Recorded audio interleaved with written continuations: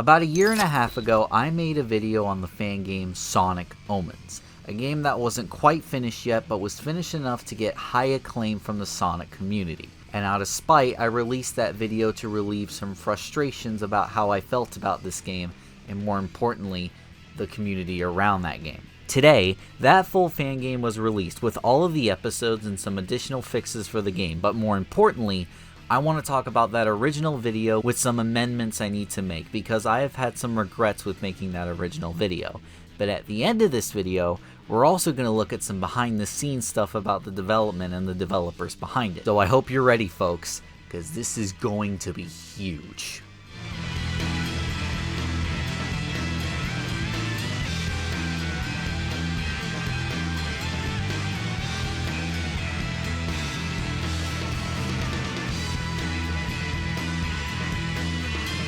Alright, so before we start anything, I feel we need to go over a quick brief introduction about Sonic Omens in case you need a reminder or you're new to this whole thing. Sonic Omens is a fan game developed by a Russian self-proclaimed development team, Ouroboros Studios, with the main developer being known as Bolt Online. The game uses a combined effort of Unity and the open source framework Sonic Infinity Engine, developed by other fans, which has been used in plenty of fan games before. The fan game aims to make a headcanon plot about why the Chaos Emeralds weren't used in Colors or Lost Worlds plot, so taking place most likely right after Sonic and the Black Knight, and tries to be like those games in terms of story and scope, which admittedly is missing from the newer Sonic games and has been missed greatly. A certain portion of the game was released in 2021 before the final fan game releasing now in 2022. When the game released in 2021, fans of Sonic, especially those who were fans of early 2000s Sonic, loved this game, with many saying it was one of the best Sonic games, even competing with the original Sonic games. And there were people like me who heavily disagreed with this, citing the game to having many issues and bugs. But another problem, and the main problem with even the mainstream, was the fact that the game was getting external funding via Patreon, with the Patreon still up, just renamed to their development studio after founding the name. Now to start this video out, I want to make some rectifications for last year's review, as it is by far the most popular video on my channel with 3.4 thousand views, which is just insane. First and foremost, I want to thank you all so much for that. Full transparency though, I wish it wasn't my most popular video because I personally think it's not one of my best. We'll get to that. But I appreciate the support on that, and I implore you that if you like that video and or this one, I make so much better content on games that actually deserves my criticism and time. So I implore you to watch some of those other videos after this one. But why do I not like that video anymore? Well, I kind of regret some things I did with that video. I underestimated how well that video would do. I just started out, so I legit had no idea that video would receive so much clout, if you will. In hindsight, I should have expected that, but I really thought that video would just do as well, if not worse, than some of my other videos. But nope, that video did way better than I could have ever imagined. And while I'm very thankful, after all of it, I was getting a little frustrated with that review of all things being in my last 48 hours tab on YouTube dashboard every day since that video released. Suffering from success. Now, honestly, the reason for that, along with the fact I made a video on that game in general, which I don't know if I should have wasted my time on it, I was a little bit, shall we say, not in the best of mind when I made that video. It was my first time making that type of video with me literally fuming and being sick of everybody overhyping this game and how I felt towards the developers. When this game was released, everybody and their mother was going on and on about how this was better than anything Sega had put out. The story was amazing, the graphics were spectacular, and the level design was open and looked so good.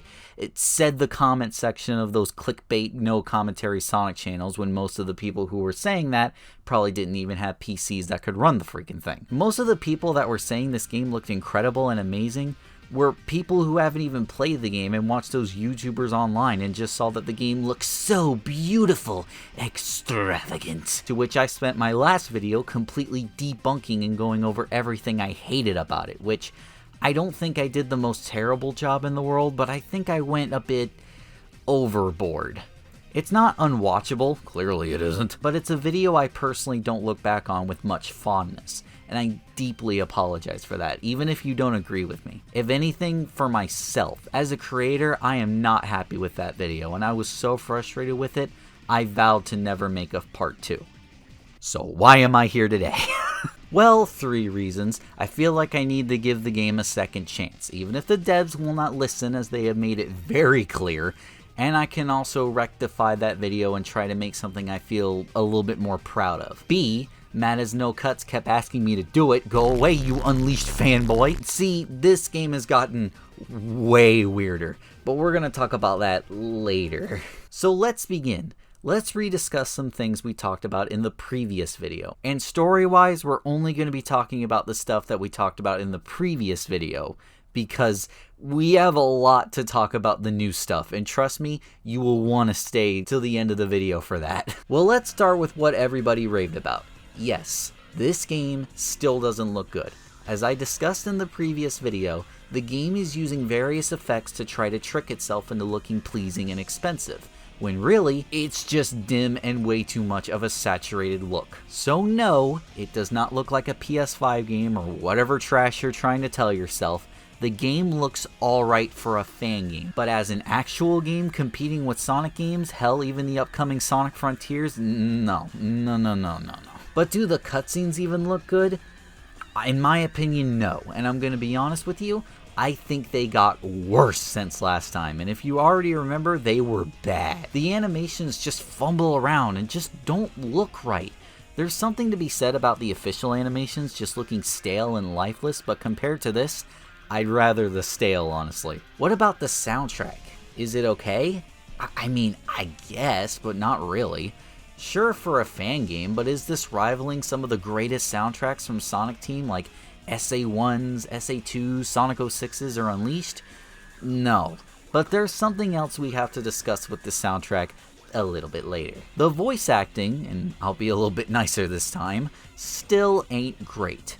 Listen, I get it and understand these aren't professional voice actors, but this is almost unbearable. And I'm really sorry for the actors involved, and I hope it's not your fault. Hopefully it was just the voice direction, if there even was any, to be blunt. Sonic sounds exactly as you would think a parody voice of a Sonic voice sounds like. Tails, Eggman, I'm sorry, not very good. Sometimes he sounds like text-to-speech, if I'm gonna be real. But hey, nothing is as bad as Shadow. It's even worse than I remember. I am really sorry to be blunt, but Shadow's voice is unlistenable a lot of the times. Alright, time to finally talk about what actually matters, and I have no problem tearing into the gameplay. It has received no improvements fundamentally from when I reviewed it a year and a half ago. The levels are still too empty and lifeless. They aren't creative, and they aren't fun. Now, to its credit, I didn't run into as many bugs as I did when I first played this game. However, this portion of the game only came out with like 7 stages, with that including bosses, so there's less stages overall than I need to worry about. However, what I do need to worry about is even worse boss fights than previously. The first boss, this Eggman battleship thingy, throws like 50 obstacles at you at once. It also has a system where in order to dodge lasers, you have to quick step, jump, or slide. And of all things they decide to do, they made the graphic that shows you what you need to do transparent to where it's hard to see on your first few tries. Anyway, that I can somewhat tolerate. No, I can't, but go with it. But what I can't tolerate is horrible hit detection. I'll count this as a boss, even though technically it's not, but just roll with it.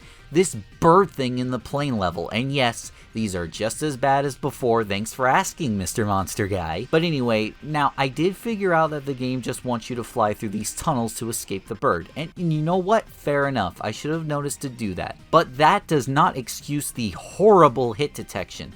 Parts where I clearly barreled out of the way, or just outright flew over the thing where I undoubtedly could not be harmed, and it still registers as a hit. That is dumb. The same thing happens during the final boss. Oh, sorry, spoilers, like you care. But there's this one laser that homes in on you while you're trying to run away from it, and again, if you try to jump over it, it still counts as a hit. Like, come on, that wasn't even close. Alright, I've had enough.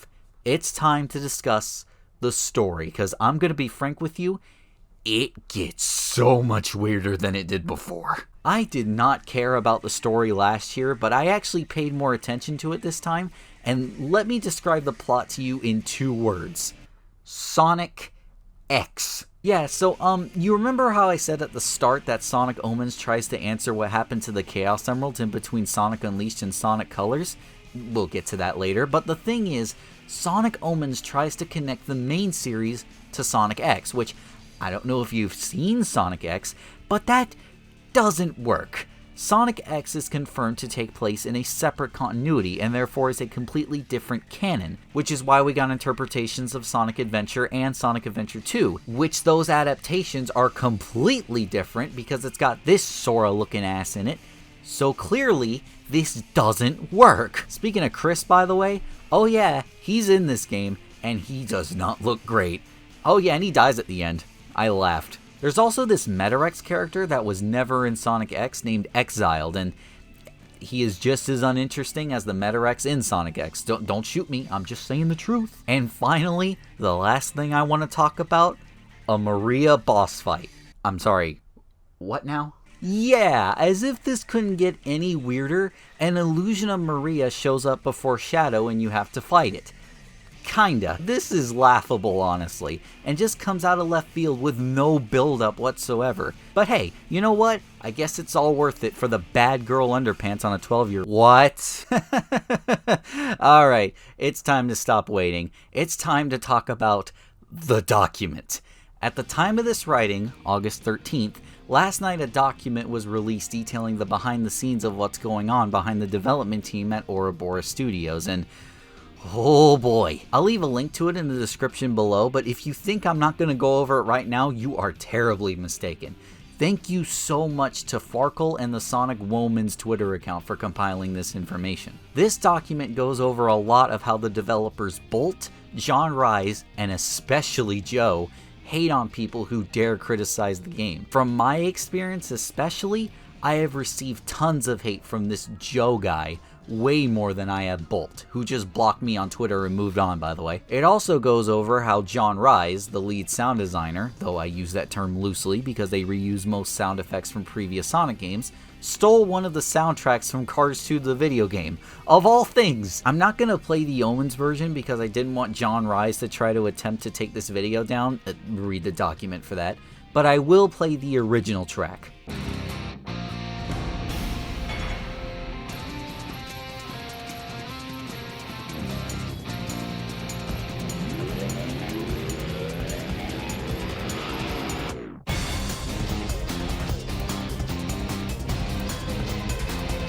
To be clear, by the way, Sonic Omens does reuse a track from a previous Sonic game and it's listed in the credits of the game. However, the Cars 2 track is nowhere to be found. But don't worry, they made sure to credit John Rise's original track that was also used in the game.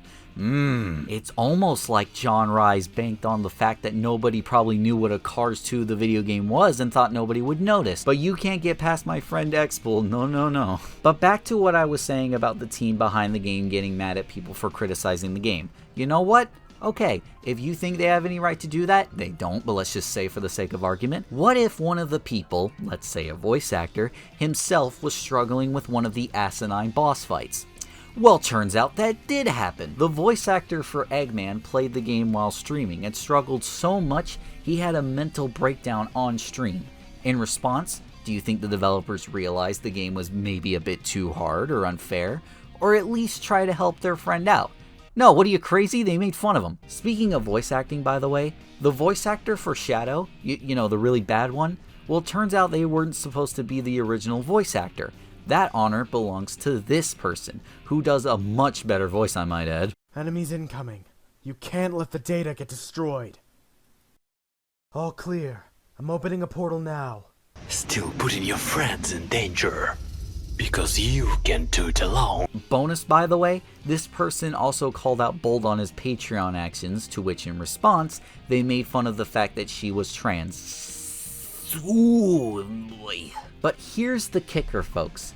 Like we discussed earlier and in my previous video, The developers of Sonic Omens were trying to get funding off this game using Patreon, which most of the community questioned the validity of doing, and rightfully came to the agreement that they were trying to profit off the game, which if you don't know, you're not supposed to do with an intellectual IP. Now, you may think that Bolt learned from the community and redid his Patreon to be his development studio, Ouroboros, which I personally still find that as a violation personally, because Ouroboros Studios doesn't have any other game released other than Sonic Omens, so people are donating to the Patreon because of Sonic Omens. But even if you disagree, you won't disagree with me for this part.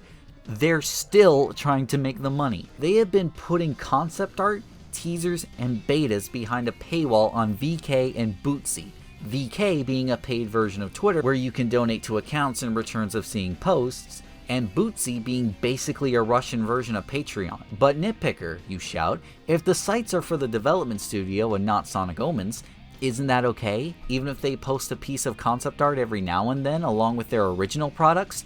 Well, first off, no. You're still selling material based off a copyrighted IP. Even if you post 2 or 3 a month, that's still a violation. And secondly, let's pretend that's true just for the sake of argument. Alright, how much of Sonic Omens are they posting then? Is it a good balance between Sonic Omens and their original projects?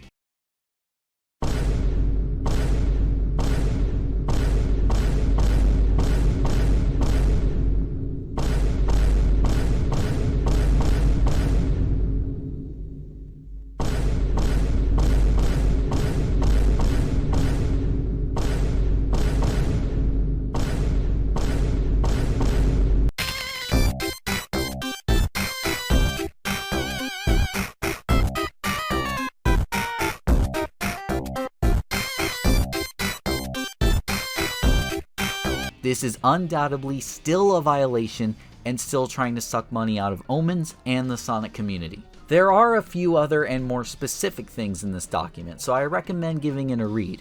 But if you think that all of this is somehow acceptable, even after everything I just read from this document, you shouldn't, but if you somehow find some way to accept it, then let me direct your attention to the final bit at the very bottom of the document, which reveals something very sus about Maria's model in the game. Now, I can't show this because I'm not getting banned off YouTube, but the writer of this document, Farkle, had a friend who happened to look through the files of the game and found out that the Maria model had a texture for her undergarments that had the words bad girl written on it.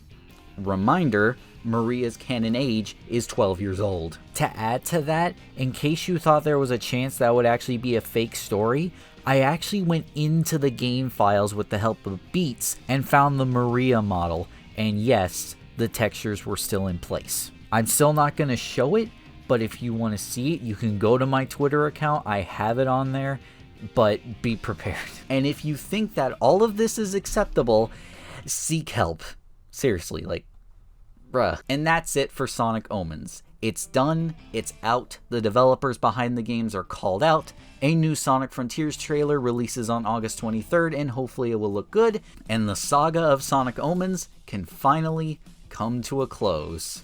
And I, for one, am really happy about that. I am still thankful for all the support you all have given me on that last video and this one.